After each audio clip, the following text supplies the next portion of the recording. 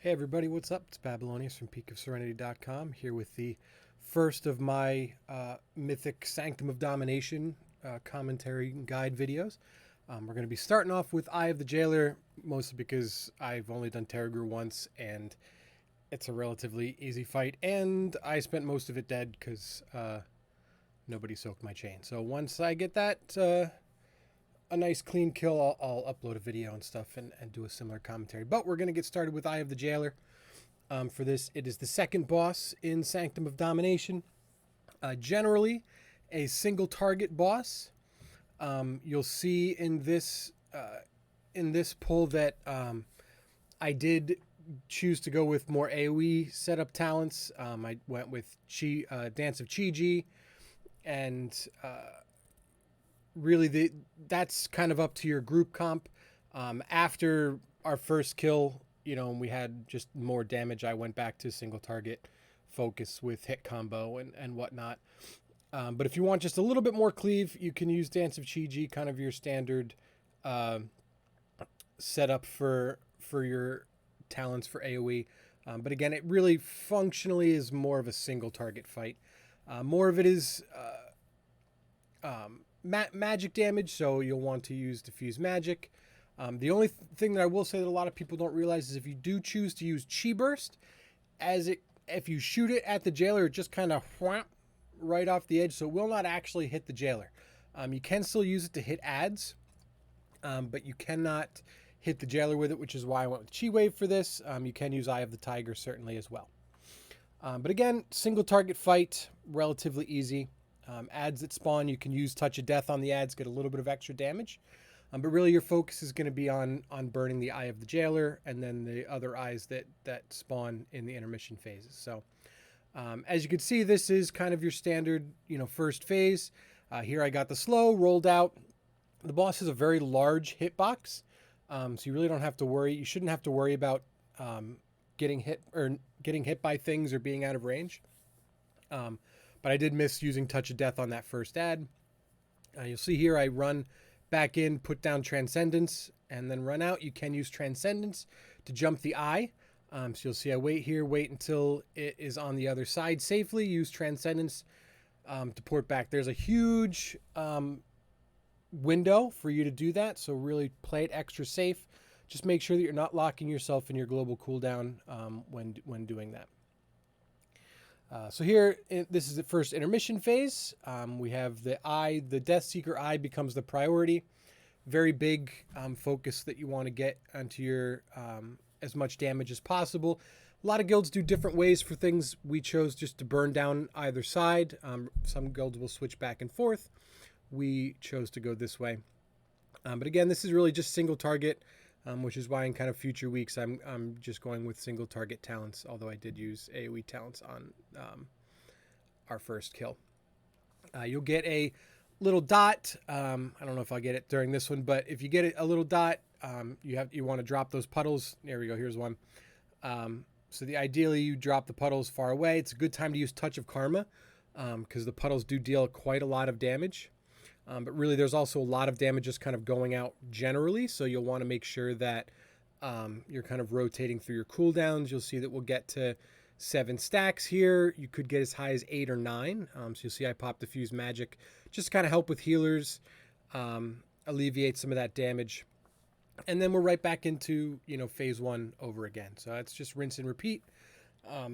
So again, the boss is relatively easy. You see I'll put down Transcendence there just when I had an extra global, even though it's way ahead of the laser that's coming in a moment. Could dot up that. If you are playing with AoE talents, then you want to keep Mark of the Crane on the abductor just for the added stacks for when you do get a Dance of Chi-Ji proc. I recommend just using Spinning Crane Kick when you have Dance of Chi-Ji. If you are, kind of spamming Spinning Crane Kick on this fight, I think you're doing your group a disservice. The biggest thing in terms of cleave damage is just making sure that you hit both targets with Whirling Dragon Punch, making sure that when you do cast Fist of Fury, you're targeting the boss, but that the ad is between you and the boss. You see right here, I moved over to do that, so I would get some extra cleave.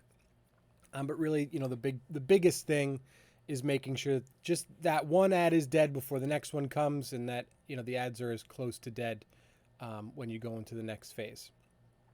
If you do wait, the timing here is very close for Transcendence. The eye comes out every 45 seconds. So you see I use Transcendence there, so now I have 45 seconds until I can use the Transcendence transfer again. So just keep in mind, when you're doing that, there were a couple times during progression that I tried to use it earlier and it just wasn't up. And that kind of caused a little bit of panic. Just had to roll away and then Transcendence again. It's not a big deal. But yeah, you'll see here, I'm going into phase 2. I saved my cooldowns. I did not pop Weapons of Order or Zuen or anything like that. We did get an additional ad. But this is really when the damage burn is. So you'll see that I'll pop all my cooldowns here and just lay into both targets. This was very beneficial. When we killed this was like rank 3 or something at the time. Mostly because of this part right here. I was really able to just spam my face off during Weapons of Order with maximum damage onto both characters. So this was a big moment for me in terms of damage. You may not, ideally you don't have the abductor up during this phase. Had we pushed, just a couple seconds earlier, we wouldn't have. In future kills, we did push that earlier, so we didn't have them. But it was nice to be able just to pump a bunch of extra damage, although I understand it's a little bit scarier on your tanks and your healers and stuff like that, as well as it takes away, some of the damage. I certainly was doing less damage to the eye because I was spamming, AoE abilities and stuff and trying to cleave. So this fight is really all about that. Windwalkers have a lot of passive cleave, so that's something that you'll want to manage even if you are single target focused. But really when you go into here, this part of the fight is all single target burn. You just want to kill the boss before he kills you. One of the things about this is you want to pay attention to your cooldowns, because the boss does put cooldowns that reduce, a debuff that reduces the healing you take in this phase. So that's something you want to be aware of. You want to pop shields, things like Touch of Karma, towards the end of this fight, when the healing debuff is at its maximum, because Karma and shields like that are unaffected by the debuff, whereas other things like healing, a lot of your healer cooldowns and stuff will be affected by it, so they won't get quite as much out of their cooldowns as you will. You see here again, now all my cooldowns are coming back up, so I'm gonna pop them all and try and just burn the boss as much as we can. You just kind of need to kill him before he kills you. There's not really much else to go with. When I did kill this, kind of, to circle back to some of the stuff from the beginning, when we did kill this, I was more set for AoE, so I was using the coordinated offensive conduit, also calculated strikes, also strike with clarity because I was Kyrian. If you are going to be focusing on single target, then you're not going to want to use calculated strikes. You can use something like Zuen's Bond, although you'll want to, just kind of keep that in mind. That the timings you might run into situations where you want to save your cooldowns. You're not always going to want to be popping them on cooldown. So this is a fight. It's very easy to get distracted and kind of do things that hurt your raid. So try and stay focused. Try and keep doing what your raid leader wants you to do, popping your cooldowns when your raid leader wants you to do, and whatnot.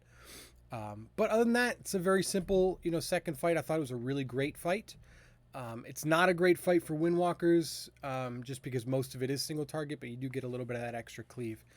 So if you are in a team that runs a little light on cleave, then you probably can pretty safely go with AoE talents and pick up and try and focus those abductors down a little bit more. It just comes down to whatever your team needs. So thank you very much for watching. Hope this was informational. I'll make another one of these for each boss as we kill them, as well as if in a couple weeks other things have popped up, I'll make another video amending this one. So hope this was educational. If you want to support me, all the links will be below in the description to support myself, peakofserenity.com, Discord, all that stuff, as well as links to Discord, my weakors, my UI, all that stuff will be down below in the description. So thank you very much for watching. And until next time, have a good night, morning, afternoon, whatever it is, wherever you are.